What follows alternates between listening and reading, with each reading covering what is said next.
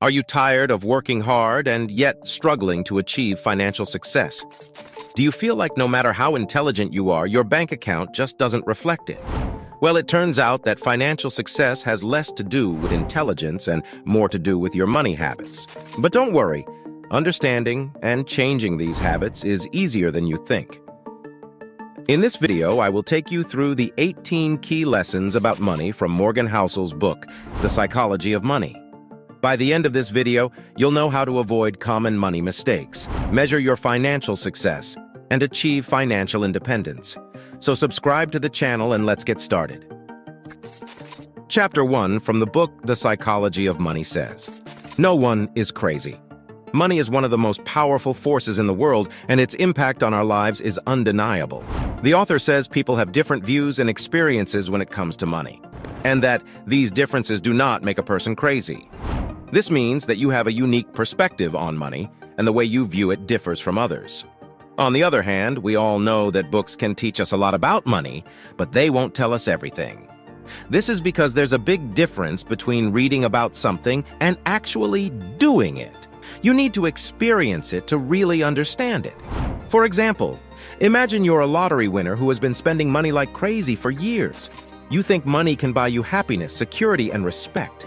You have bought expensive cars, houses, clothes, and vacations. You have given money to your friends, family, and charities. You are confident that you are living the dream and everyone else is jealous. But then something unexpected happens. You lose most of your money in a bad investment, a lawsuit, or a divorce. The IRS comes after you for unpaid taxes. Your friends and family turn against you or abandon you. You realize that you have no savings, no skills, and no purpose. How do you feel? How do you explain this outcome? How do you react? If you are like most people, you probably feel depressed, hopeless, and ashamed. You might blame the world for being unfair, the people for being ungrateful, or yourself for being stupid. You might spiral into addiction or developing thoughts that put your life in danger. Or you might try to start over and rebuild your life from scratch. But what if there is another way to look at this situation? What if you could acknowledge that your view of money was not crazy, but simply different from others? What if you could understand that other people had different experiences, beliefs, and biases that influence their perception of money? What if you could respect their choices, even if you disagreed with them? This lesson can help us become more open-minded, empathetic, and humble when it comes to money. It can also help us avoid costly mistakes, such as spending more than we earn, ignoring the risks, or being overconfident. By recognizing that no one's crazy, we can learn from others' perspectives and improve our own. Remember, it is not what happens to you, but how you handle it. So always try to stay positive and let go of all the bad feelings. Be confident, strong, and take care of all the tasks that need to be done. Success will follow as a result of your positive attitude. The next topic on 18 lessons from The Psychology of Money. Talk about luck and risk. The author says that luck and risk are siblings that both have a profound impact on people's financial journeys. He uses the examples of Bill Gates, who was lucky to have access to a computer at a young age. There has been a lot of talk about luck and how much of it plays a role in success. Some say that luck is all we have, while others argue that hard work is the key to success. The real difference between these two sides is the way they define luck. Now imagine you could ask some of the most famous and successful entrepreneurs in the world how they made it to the top. What do you think they would say? Would they talk about their hard work, their sacrifices, their humble beginnings in a car garage, and so on? Of course they would. And I'm not saying they didn't work hard to achieve their dreams. But what I'm saying is that there is something else that they often forget to mention: the people who helped them along the way. The people who gave them a chance, a tip, a connection, or a support that made all the difference. For example, do you know the story of Gates and Allen? Bill Gates and Paul Allen were friends who shared a passion for computers. They met at a private school in Seattle, where they had access to a computer lab that few other schools had at the time. They spent hours learning how to program and creating software for fun. They were lucky to have this opportunity, which gave them an edge over other programmers in the 1970s. They also had a vision for the future of personal computing, which led them to start Microsoft together. However, Luck and risk also played a role in their partnership and friendship. Gates was lucky to have parents who supported his decision to drop out of Harvard and pursue his business. Allen was unlucky to be diagnosed with cancer in 1982, which forced him to leave Microsoft. Gates was also more ambitious and ruthless than Allen, which created tension between them. Gates wanted to dominate the software market and was willing to take risks to achieve his goals. Allen wanted to explore other interests and was more cautious about his investments. Their different personalities and priorities eventually drove them apart. Luck and risk influenced both Gates and Allen's financial success and personal happiness. Gates became one of the richest people in the world, but also faced legal battles and public criticism for his business practices. Allen recovered from cancer and became a billionaire, but also struggled with addiction and loneliness. Both men had their share of ups and downs, which were not entirely due to their own choices or abilities in business. By the way, if you're enjoying the video so far and want me to create more topics like this, comment the word video so I know. Moving on to the next subject, 18 lessons about money. From the book The Psychology of Money says, never enough. In this chapter, Housel explores the concept of enough and how people's egos and social comparisons can prevent them from being satisfied with their financial situation. Let's use the examples of John D. Rockefeller, the richest man in history, and Rajat Gupta, a former McKinsey executive, to explain how even the most successful people can fall prey to greed and envy. John D. Rockefeller was the richest man in history, who amassed a fortune of over $300 billion in today's dollars from his oil business. He was also a philanthropist who donated millions to various causes. However, he was never satisfied with his wealth and always wanted more. He once said that he would retire when he had $100 million, but when he reached that goal, he changed it to $1 billion. He also suffered from anxiety and depression and had poor health for most of his life. On the other hand, Rajat Gupta was a former McKinsey executive who had a successful career and a net worth of over $100 million. He was also involved in various humanitarian projects and was respected by his peers. However, he was not content with his status and wanted to be part of the elite circle of billionaires. He became friends with Raj Rajaratnam, a hedge fund manager who was involved in insider trading. Gupta leaked confidential information to Rajaratnam in exchange for a stake in his fund and other business opportunities. He was eventually caught and convicted of fraud and sentenced to 2 years in prison. He also lost his reputation and his fortune. Have you ever wondered how much money you need to be happy? You might think that the more money you have, the happier you will be. But that's not always true. Sometimes having more money can make you want even more money, and you end up feeling unhappy and stressed. This is because you start comparing yourself to other people who have more than you, and you feel like you are not good enough. You also start spending money on things that don't really make you happy, but only make you look good in front of others. This is what happened to some very rich and famous people, like Rockefeller and Gupta, who were never satisfied with their wealth and ended up doing bad things to get more money. They didn't know when to say enough. One way that can help avoid falling into this trap is knowing that having enough is not about how much money you have. It is about how you think about money. We should be grateful for what we have and not let our ego or our social status control our decisions. One should spend money on things that make one happy, not on things that make us look happy. In addition, you should have your own goals and standards and not compare yourself to others. In conclusion, this is the way to be happy with your money. Next comes the confounding compounding 1 of 18 lessons about money from the Psychology of Money. This chapter is about the power of compounding, which is the process of earning interest on interest over time. Housel explains how small additions over time can lead to huge outcomes, using examples from nature and history. He uses Warren Buffett as a case study of how long-term investing can yield amazing results. Warren Buffett is one of the richest people in the world because he started investing when he was very young and never stopped. What people don't know is that most of Buffett's fortune was made after he turned 50.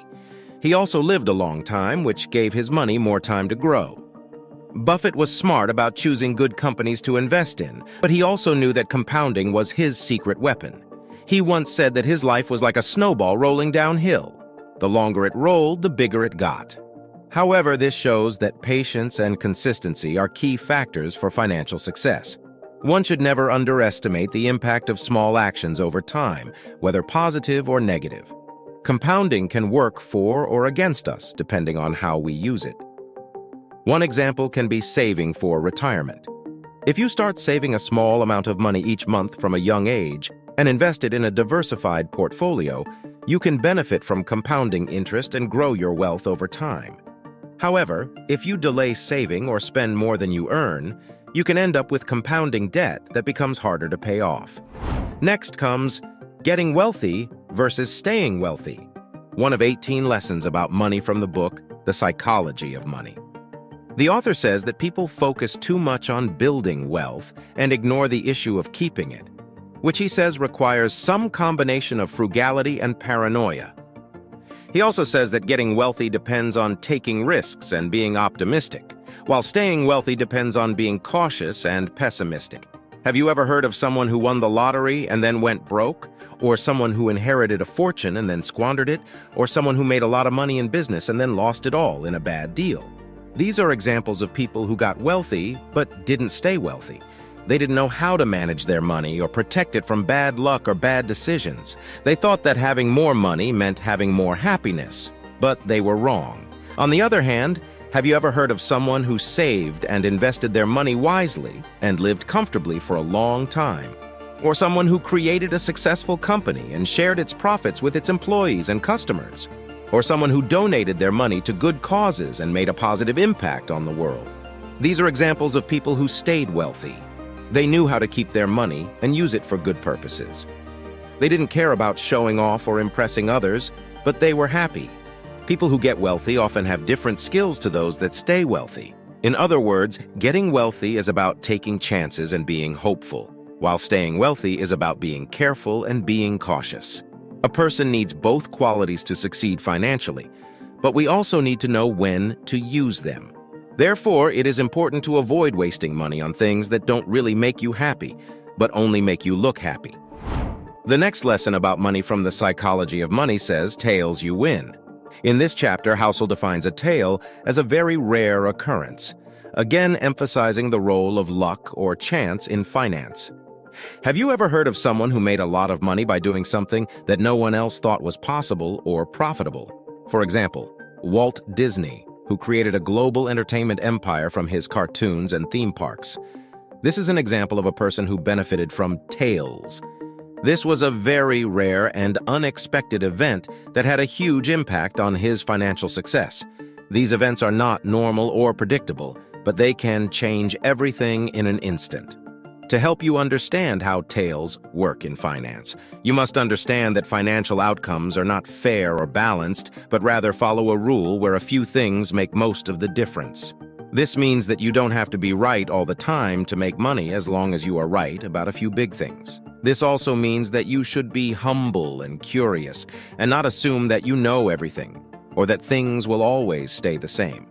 The book stated that most financial outcomes are not distributed evenly, but rather follow a power law, where a small number of events account for the majority of results. Next comes freedom, one of 18 lessons about money from the book, The Psychology of Money. The author tells his story how he always dreamed of becoming an investor. He admires the wealthy and successful people who make a fortune from the stock market. He thought that if he could join them, he would be happy and fulfilled. He studied hard, got a degree in finance, and applied for a job at a prestigious investment firm. He was overjoyed when he got hired, but his joy soon turned into misery. On his first day, he realized why investors earned so much money. They worked like slaves.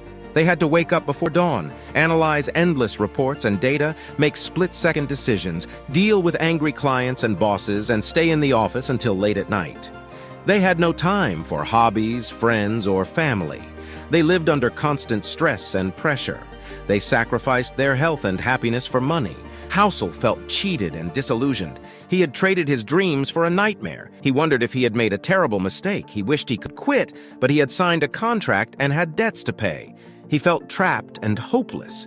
He realized that money wasn't the key to happiness. He learned that being an investor was not a glamorous or easy career. He understood that he had to find his own passion and purpose in life. He decided to change his attitude and make the best of his situation. He started to read books and blogs about personal finance, psychology, and happiness. He discovered that there were different ways to invest, not only in stocks but also in himself, his skills, his relationships, and his community. He began to write about his experiences and insights on his own blog. He found out that he loved writing more than investing. He enjoyed sharing his stories and lessons with others. He received positive feedback and encouragement from his readers. He realized that he had a talent and a voice that could inspire and help people. He decided to pursue his passion and become a writer. He quit his job at the investment firm and started to work as a freelance writer. He wrote articles and books about investing, money, and happiness. He became a popular and respected author and speaker. He earned less money than before, but he was happier and more fulfilled. He had found his true calling. He learned that happiness was not about how much money you have, but how you use it to live a meaningful life. He learned that investing was not only about making money, but also about making a difference in the world. He learned that success was not about what you achieve, but who you become. Morgan Housel says that the most powerful asset someone can have is the ability to get up every day and say, "I can do whatever I want, when I want, with who I want, for as long as I want." Do you agree with this quote? The next chapter on 18 lessons about money. The author named this chapter The Man in the Car Paradox. Housel says that when people see someone driving a fancy car, they imagine themselves driving it, rather than admire the driver.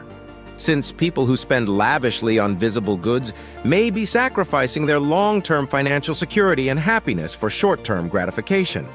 We should avoid social comparisons and focus on our own goals and values. Here is the story of Tom. Tom had always dreamed of owning a Ferrari. He worked hard as a lawyer and saved up enough money to buy one. He thought that driving a Ferrari would make him feel successful and respected by his peers and clients. He imagined that people would look at him with admiration and envy as he zoomed past them on the road. However, Tom soon realized that his Ferrari did not bring him the happiness and recognition he expected. Instead of admiring him, most people ignored him or resented him for flaunting his wealth. Some even assumed that he was a jerk or a crook who had cheated his way to riches. Tom also felt stressed about maintaining his expensive car and paying for insurance, repairs, and parking fees. He worried that someone might scratch or steal his precious vehicle. Tom also noticed that his Ferrari did not make him happy. He enjoyed driving it for a while, but soon got used to it and took it for granted. He started to look at other cars and wonder if they were better or faster than his. He felt dissatisfied with his Ferrari and wanted to upgrade to a newer or more exclusive model. Tom realized that he had made a mistake by buying a Ferrari. He had wasted a lot of money on a status symbol that did not bring him any real value or joy. He wished he had spent his money on something more meaningful and fulfilling, like traveling, learning new skills, or donating to charity. He decided to sell his Ferrari and buy a more practical and affordable car. He also vowed to stop comparing himself to others and focus on his own goals and happiness. The next lesson about money from the book The Psychology of Money by Morgan Housel says, "Wealth is what you don't see." In today's society, where we are constantly bombarded by images and messages of instant gratification, social comparison, and materialism, we live in a culture where we want everything now, and some people are willing to pay any price for it. We are influenced by the media and social media, where we see the glamorous and extravagant lifestyles of the Kardashians, celebrities, and influencers.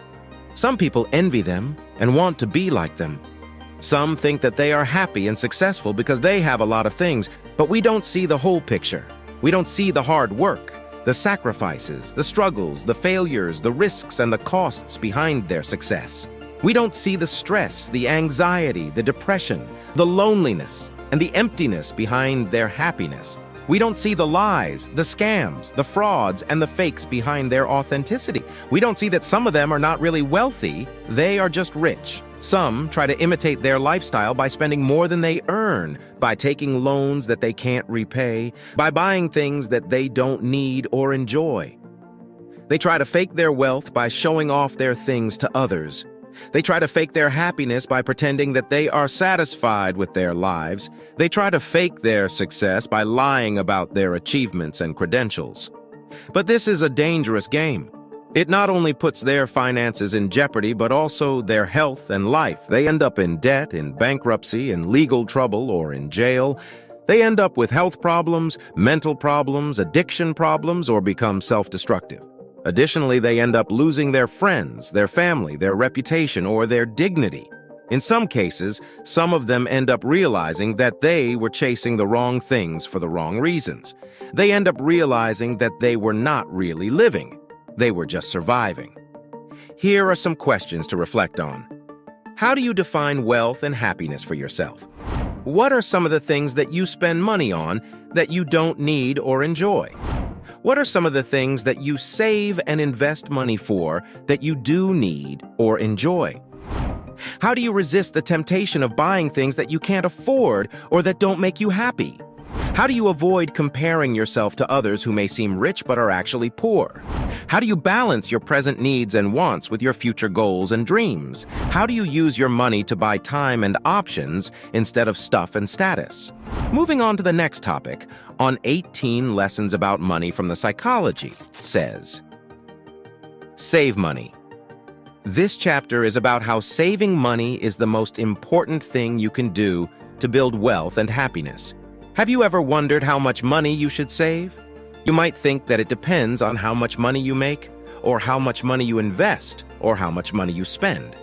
But the author says that there is something else that matters more: how much money you keep. Saving money is the best way to build wealth and security, because saving money is certain and safe, while making money or investing money is uncertain and risky. Additionally, saving money is not just about numbers, but also about attitudes and emotions. On the other hand, saving money is easier if you are humble and confident, and harder if you are proud and insecure. Now, saving money is not about depriving yourself of happiness, but about choosing what makes you happy. For example, let's say you have a friend who likes shopping. She buys a lot of clothes, shoes, accessories, and gadgets every month. She thinks that shopping makes her happy and confident, and that she deserves to treat herself for working hard. She doesn't save much money because she thinks that she doesn't need to, or that she can't afford to. She is trying to make money by spending money and being proud. Now imagine that you have another friend who likes to budget. She tracks her income and expenses every month. She buys only what she needs and occasionally what she wants. She thinks that budgeting makes her happy and confident, and that she respects herself for being responsible. She saves a lot of money because she thinks that she needs to, and that she can afford to. She is trying to keep money by saving money and being humble. The author says that building wealth is not about how much money you earn or how much money you make from your investments, but about how much money you save. The next Lessons About Money from the Psychology of Money says, You and me. This chapter shows how we compare ourselves to others in money and success. Housel says this is natural but also harmful and wrong, since we use relative measures of wealth and happiness, like income, net worth, or status, not absolute ones, like health, freedom, or relationships. The problem is this can cause envy, unhappiness, and false hopes. The thing is, we compare ourselves to those who are better off than us, not those who are worse off or different from us. To avoid this, one should focus on their own growth and values, not on what others have or do. This chapter challenges us to rethink our definition of success and happiness. It reminds us that money is not the only or the best indicator of how well we are doing in life. It also urges us to be more aware of our own biases and emotions when we evaluate ourselves and others, and we should be more grateful for what we have and more respectful of what others have. Let's use the story of Jim Carrey, the famous actor and comedian, as an example in this chapter. Carrey grew up in poverty and struggled to make a living as a stand-up comic. He became a star after appearing in movies like Ace Ventura, The Mask, and Dumb and Dumber. He earned millions of dollars and achieved fame and recognition. However, he also faced personal challenges, such as depression, divorce, and the death of his ex-girlfriend. He realized that money and fame did not bring him happiness or fulfillment. Carrey once said, I think everybody should get rich and famous and do everything they ever dreamed of so they can see that it's not the answer.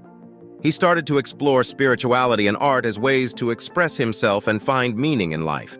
He seems to follow the advice of this chapter by questioning his own assumptions and expectations about success and happiness, and by seeking what matters to him personally, rather than what others value or admire. Next comes a surprise. One of 18 lessons about money from the book, The Psychology of Money. This chapter is about how you can never know what will happen with money and investing. The author says that there will always be things that surprise us and shock us. This chapter is inviting us to be humble and cautious when it comes to money and success.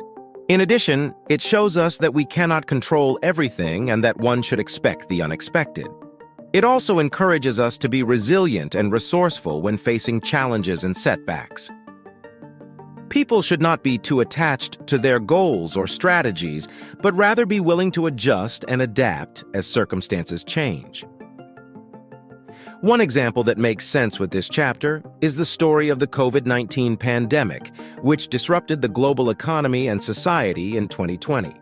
The pandemic was a surprise event that no one saw coming or prepared for. It caused millions of deaths, infections, lockdowns, job losses, business closures, and market crashes. It also created new opportunities and innovations, such as vaccines, remote work, e-commerce, and digital entertainment.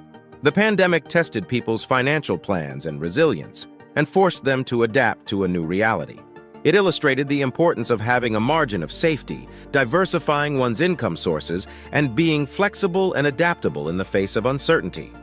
Next comes Leave Room for Error, one of 18 lessons about money from the psychology of money. The author says, "You are not your investments." The concept of separating one's personal identity from their investments is important. This means that you should not let your investment returns define who you are. Sometimes one gets too emotionally attached to his investments and makes decisions based on feelings. This can lead to poor investment performance. For example, let's say you invest in a stock that you believe in, but it starts to perform poorly. If you let your emotions take over, you might panic and sell the stock at a loss. This is not a good financial decision and can hurt your overall investment performance. To avoid this emotional attachment, it's important to remember that your investments do not define who you are as a person. Your worth and intelligence are not determined by your investment returns. Instead, focus on setting clear investment goals, sticking to a long-term plan, and diversifying your portfolio.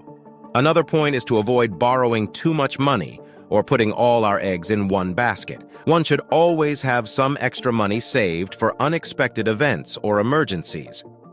The idea here would be to focus and make a plan for the things you can control. Additionally, one should think about how it would feel if he lost money and how it would affect his life. And then aim for financial security and peace of mind, not just wealth and status. Moving on to the next lessons about money from the book, The Psychology of Money is, you will change. Housel explains that people tend to underestimate how much they will change in the future and how that will affect their financial needs and preferences. This means that we are not the same person throughout our lives and how we should not expect our financial plans to stay the same either. It is like a journey where we start from one point and end up at another, but we also explore different paths and destinations along the way. One should not stick to the same route or map that we made when we were younger, because we may discover new places and experiences we want to try. Additionally, a person should not assume that we know where we will end up or what we will want in the future, because we may change our minds or encounter surprises. This lesson is inviting us to be flexible and adaptable, and not be afraid to change our plans or goals.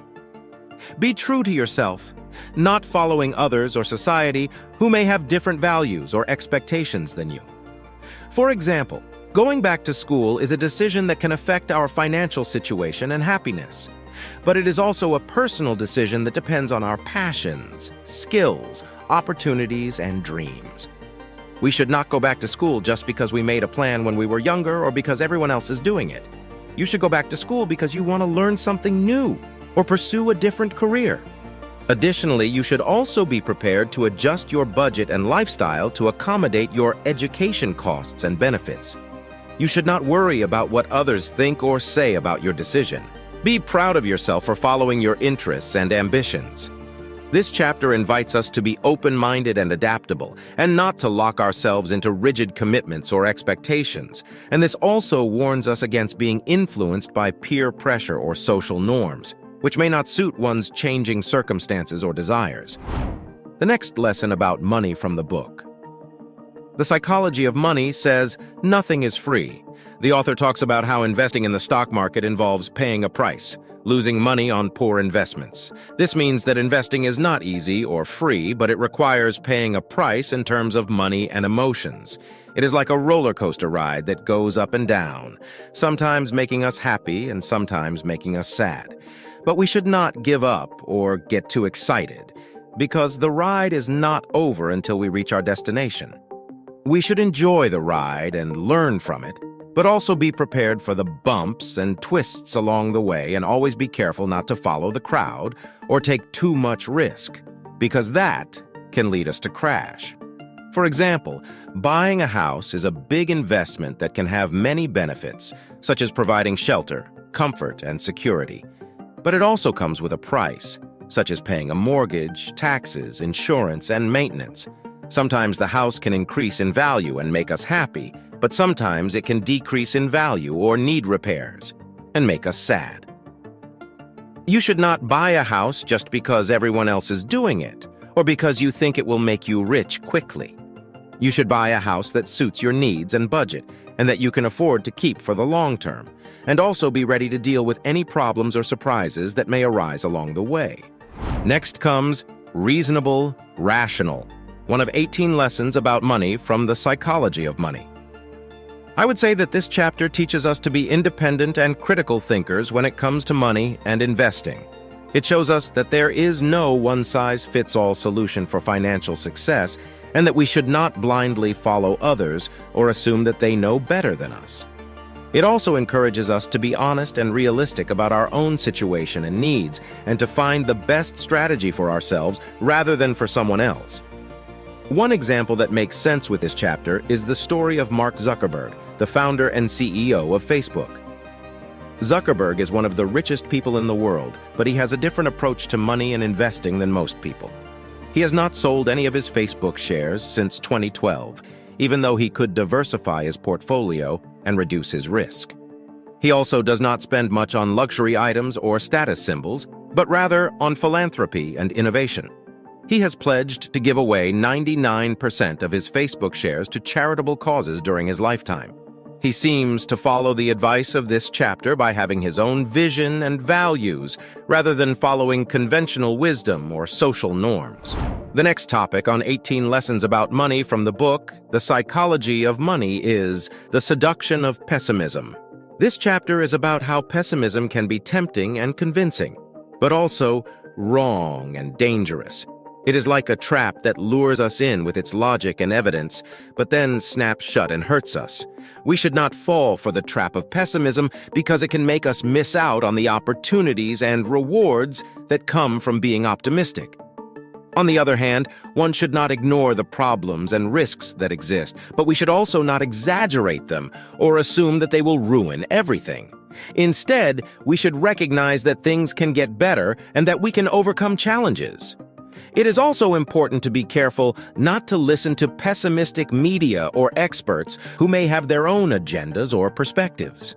For example, let's say you are planning to invest in the stock market. You've done your research and have a diversified portfolio, but you keep reading news headlines about how the market is going to crash.